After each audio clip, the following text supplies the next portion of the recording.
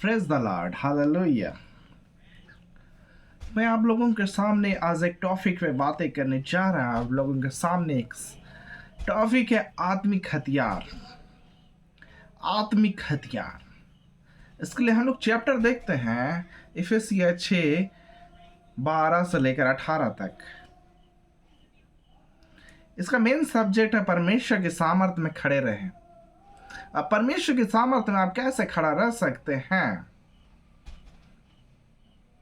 इसके लिए कुछ बातों को देखना पड़ेगा, कुछ बातों को समझना पड़ेगा कि हम उस आत्मिक हथियार को अपने जीवन में कैसे लेकर आगे बढ़ सकते हैं।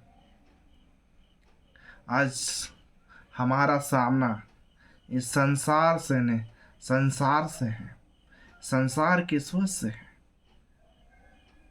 परमेश्वर ने हमें अपने से थोड़ा ही कम बनाया है और इस पृथ्वी पर अधिकार से हमें रहने का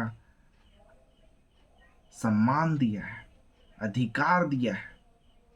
लेकिन हम अपने सम्मान को अपने जीवन में, दैनिक जीवन में नहीं रख पा रहे। आत्मिक युद्ध का वास्तविकता को संभल नहीं पा रहे। एफएसी 6:12 हमें याद दिलाता है कि हमारी लड़ाई मनुष्य के खिलाफ नहीं, बल्कि अधिकारों, सत्ताओं और अंधकार की दुनिया की दुष्ट आत्माओं शक्ति के विरुद्ध है। यह युद्ध दिखाई नहीं देता, पर इसकी तीव्रता, वास्तविकता, जैसे सैनिक बिना कवच के युद्ध में नहीं जाता, वैसे ही हमें भी परमेश्वर की संपूर्ण अधिकार हथियार पहनना है। इफिसी 13 के अनुसार हमें अपने आप में संपूर्ण हथियार लेके चलना है, तब जाके हम परमेश्वर के द्वारा विजय हो सकते हैं। नहीं तो हमारा युद्ध इस संसार के ईश्वर के साथ है, यहाँ के अधिकारियों के साथ है, सत्ताओं के साथ है, अंधकार की दुनिया की दुष्ट आत्माओं की शक्ति के साथ है, जो कि बहुत ही पावरफुल है, क्योंकि वे इस संसार को अपनी जकड़ लिए। एक सैनिक युद्ध में जाता है युद्ध करने के लिए, तो वो पूरे कवच के साथ जाता है, अपने साथ बंदूक, गोली बारूद, हथियार, सारे चीज लेके जाते हैं। हमें मसीह भाई होने के नाते, भाई और बहनों होने के नाते, मसीह होने के नाते हमारा कर्तव्य क्या होता है, हमारी आत्मिक हथियार क्या है। हमारी हथियार जो हमें सिखाते हैं, वचन मिलते हैं, सत्य मार्ग और जीवन। जब तक हमारे जीवन में सत्य है, तो हम एक सही जीवन जी सकते हैं। जैसा कि पहला पॉइंट भी देखते हैं, सत्य की कमर।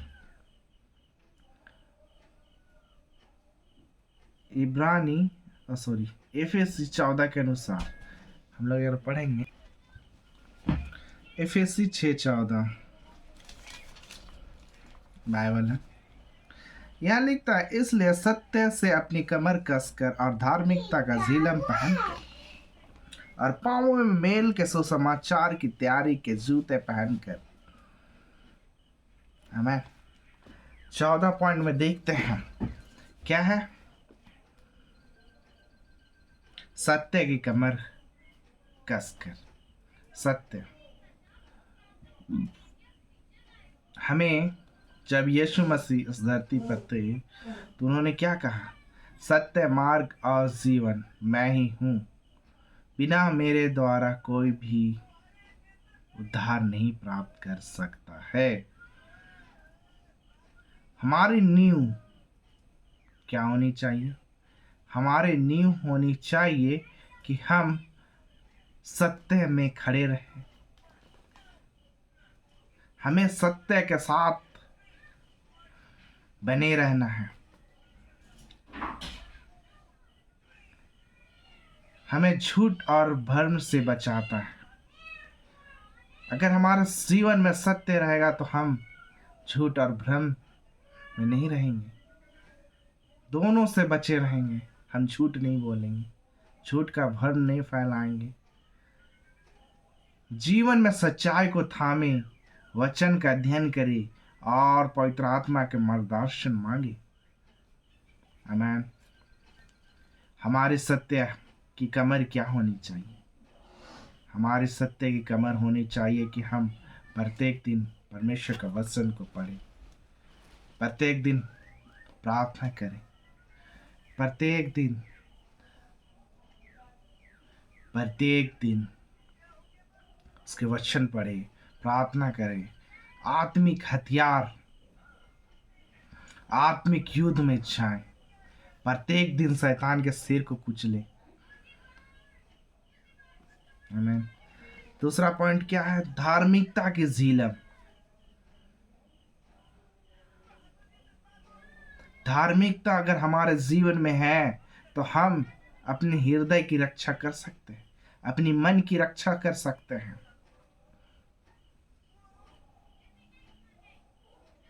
यीशु मसीह अपने आप को बलिदान दे दिए, वो पूरी रीति से धार्मिकता को निभाए अपने जीवन काल में। अगर यीशु मसीह धार्मिकता के साथ नहीं चलते तो आज वो यीशु मसीह नहीं रहते, उनका नाम नहीं रहता। लेकिन उन्होंने अपनी को धार्मिकता के साथ रखे, वो अपने जीवन काल में हमेशा आनंदित रहे और धर्म का कार्य किए, परमेश्वर के लिए आगे बढ़े, परमेश्वर के लिए काम किए। वो अपने आप को पुत्र सिद्ध किए, जैसा बाइबल में लिखता है। दूसरा कुरिन्थी 5:21 में देखते हैं। दूसरा कुरिन्थी अगर हम पढ़ देते हैं,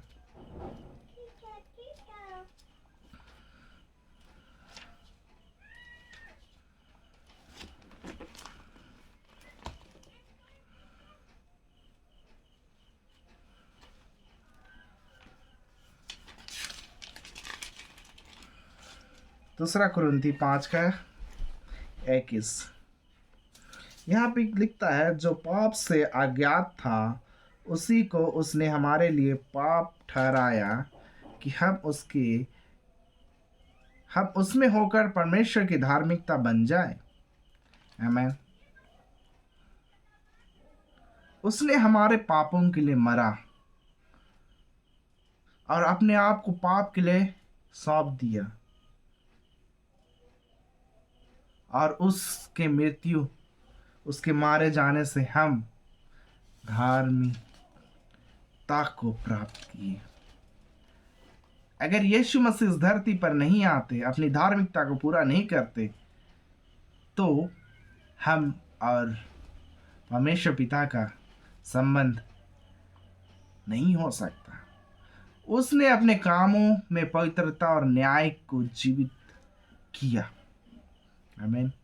अपने कर्मों में यीशु मसीह पवित्रता और न्याय को जीवित किया। हालेलुया। तो आज हमें बहुत आवश्यकता है कि धार्मिकता का झिलम पहने। तीसरा पॉइंट देखेंगे, शांति के सुसमाचार के जूते।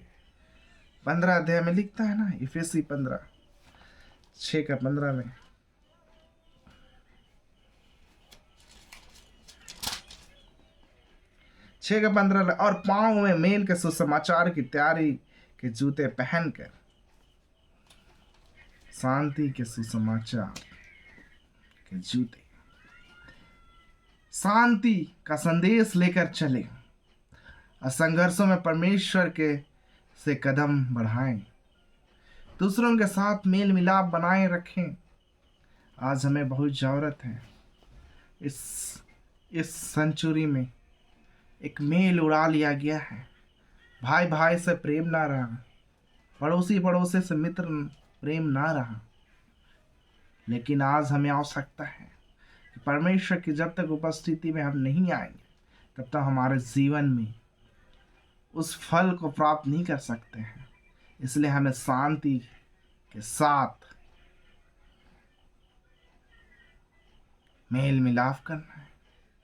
बाइबल में कहता है कि सबसे बड़ी आज्ञा अपने पड़ोसी को अपने समान प्रेम करो।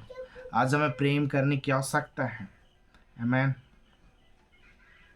चौथा पॉइंट देखते हैं, विश्वास की ढाल। शैतान के जलते हुए तीर क्या है? संदेह, भय, लालच। शैतान के जलते हुए तीर है, आपको हमेशा कंफ्यूज कर देगा, संदेहात्मक डाल देगा, हमेशा डरा देगा। वो या तो लालच दे देगा, संदेह करने का मतलब कुछ भी चीज़ में आपको कंफ्यूज ऐसा कर देगा जैसा आप एकदम से कंफ्यूज हो जाएंगे, आप समझ में नहीं पाएंगे कि क्या हो रहा है मेरे साथ। या तो आपको डर हो जाएगा कि चलो अगर हम प्रभु में चलेंगे तो हमारे साथ क्या होगा, क्या मुझे नौकरी मिलेगी, समाज में क्या सम्मान मिलेगा। हर एक चीज का एक भय दिखा देता है। फर्स्ट स्टेप चलेंगे, तुरंत भय, वहाँ चले जाएंगे तो मेरे परिवार वाले छोड़ देंगे, ये हो जाएंगे, प्रार्थना करेंगे तो ये। सबसे बड़ी डर तो ये है कि आज शैतान खुद डरता है यीशु मसीह से। जब परमेश्वर से लोग डरते हैं, उनका भय आ जाता है। और लालच, हर एक तरह से लालच आ सकते हैं। शैतान के लालच देता है, इनग्रीडी। सो इन सब से बचना है और हमें विश्वास की ढाल से बुझ जाते हैं। जब हमारे जीवन में शैतान के चलते हुए तीर आते हैं और इसमें बहुत जल्द गिर जाते हैं। हम परमेश्वर के वादों में अडिग नहीं रहते, लेकिन परमेश्वर का वचन कहता है कि विश्वास का ढाल लेना है और परमेश्वर के वादों पर अडिग रहना है। जो कुछ वह कहता है वह करता है। परमेश्वर का वचन जीवित है, रेमा। वो जो कहता है वो होता है। आप विश्वास करके देखें, आप परमेश्वर से पुकार के कहें, एक बार पुकारें, परमेश्वर जरूर आपकी बातों को पूरा करेगा। परमेश्वर ने मुझे 3 महीने का टाइम दिया है। मैं उस वादे को मैं आप लोगों के सामने बोलता हूँ और 3 महीना के बाद देखेंगे आप, परमेश्वर खुद अद्भुत करने जा रहा है जो आँखों ने नहीं देखी और ना हमने सुनी है ना देखी है। वैसा अद्भुत कार्य करने जा रहा है और आप देखेंगे बहुत जल्द परमेश्वर का काम को। आमीन, आमीन। 5वां पॉइंट देखते हैं, उद्धार का टोप।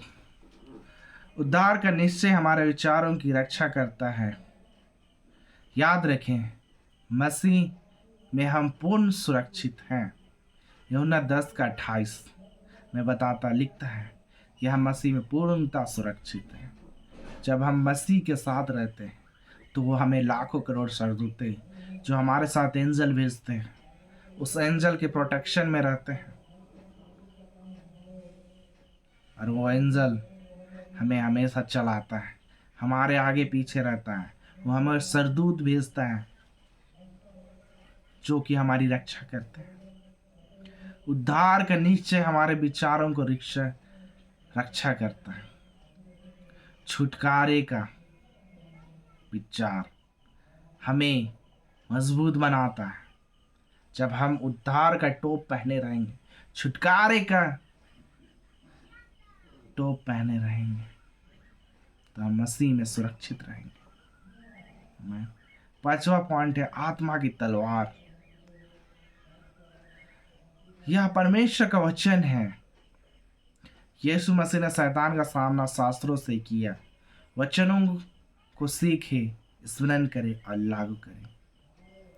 परमेश्वर का वचन ही आत्मा का तलवार है।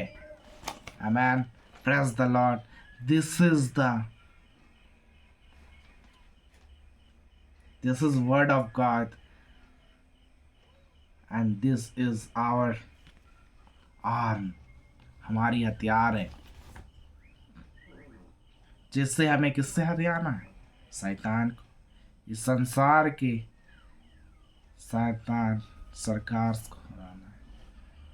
यीशु मसीह जब इस दुनिया में आए, 40 दिन का परीक्षा लिया गया।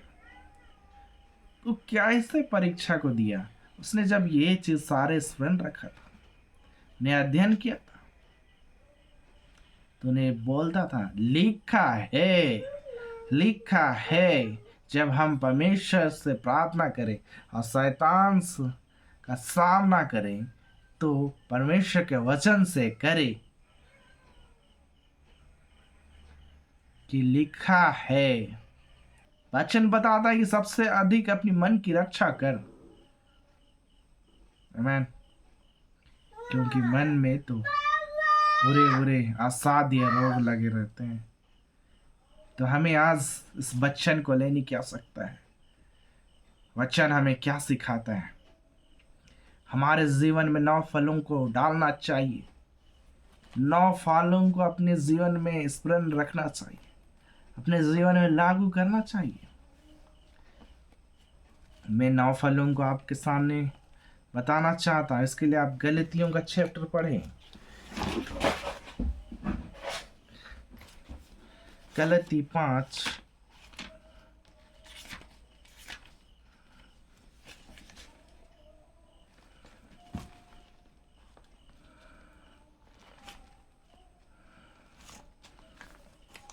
का 22 में लिखता है, पर आत्मा का फल प्रिय। अभी हमने 5 चीजों को देखा जो आज बहुत ही आवश्यकता है कि हमारे जीवन में 5 चीज का होना बहुत ही आवश्यकता है।